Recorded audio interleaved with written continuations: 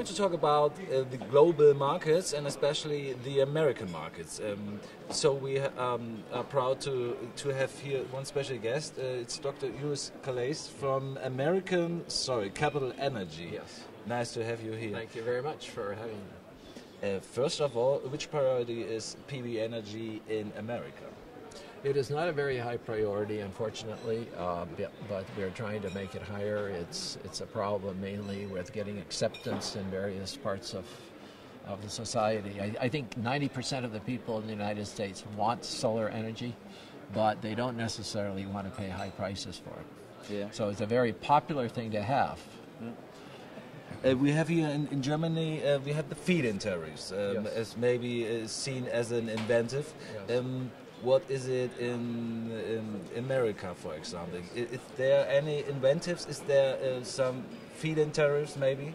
There are very few feed-in tariffs. The model of America is quite different. It's to give a break for an investment people, for example, an investment tax credit and a depreciation credit, but not a feed-in tariff. So you pay off the plant more quickly that way, but you don't get any extra money for the electricity. A few states individually have put in feed-in tariffs. Even the Gainesville, Florida, a city, has a local feed-in tariff for things built in the city. Yeah. You can name a number maybe for the feed-in tariffs. How high is it? They're generally in my state of Massachusetts. It's generally about $250 to $500 a megawatt hour, which sort of is around 25 to 50 U.S. cents. Okay. Okay. Yes. Let's talk about the growing of PV energy in the United States. Is there a state leading? There are several states leading. California was the leader 5 years ago, but then the latest California budget problems have resulted in because of the dry weather?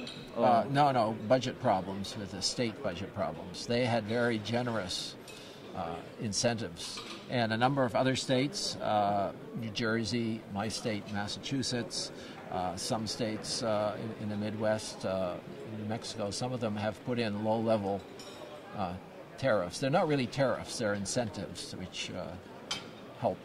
So these are all scattered, and there are new states coming along every day.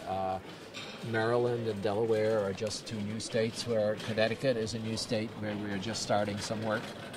How dependent is producing PV energy from politics? It's somewhat independent. PV implementation is generally controlled, I think, at a level of private companies, but the politics controls the stability of the economic stability of the market.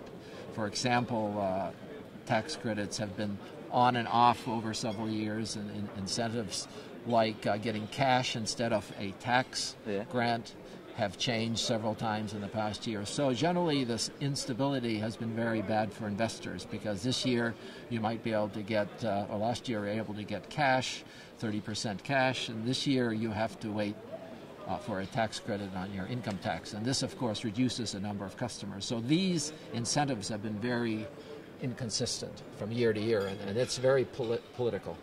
And it is a fact that coal and oil is a powerful force there. Yes. All over the world. Yes. Do you think there is a hope that this is going to change and giving photovoltaic energy a chance? I think Germany, in the near future, maybe. I don't think it will change in the near future. I think Germany is a leader in trying to change things. But you are now in this, this effort has stalled because people are finding out the energy is more expensive, they don't want to pay anymore, and now you are possibly going to fall back. And this is unfortunate for the world situation. So Germany is the leader for the world, do you think? They have been, yes, absolutely. Okay, take a look to the American continent, please. Is there a country leading in producing energy, green energy? When you look at the American continent, the United States is still a leader. It was not Brazil? No. Brazil has very few installations. Most of South America have very few installations. The United States does close to 2 gigawatts this year, and I would say a few states in South America and Central America might have 5, 10, 50 megawatts, 100 megawatts. So they're relatively small. Okay, and we come to the end of this interview. Canada, if I could say, Canada of course, has a very Canada? strong market, but Okay. they have been very slow in getting through the bureaucratic aspects of it. Because of the bureaucratic Yes, status. yes. Yeah, They have okay. not installed. They said they would install a gigawatt last year, but I don't think they've installed Yeah. more than a few hundred megawatts. This slowness is to change. Everyone in my company business is hoping it will change. What is the target for the next future for your business? Maybe in America, maybe also as well as in Canada. Our target is to double or grow at least twice as large every year, but we have a real bottleneck are the bank lending. As I said, just about everyone you talk to loves solar, but to get bank financing, the bankers are very different because they have their own rules.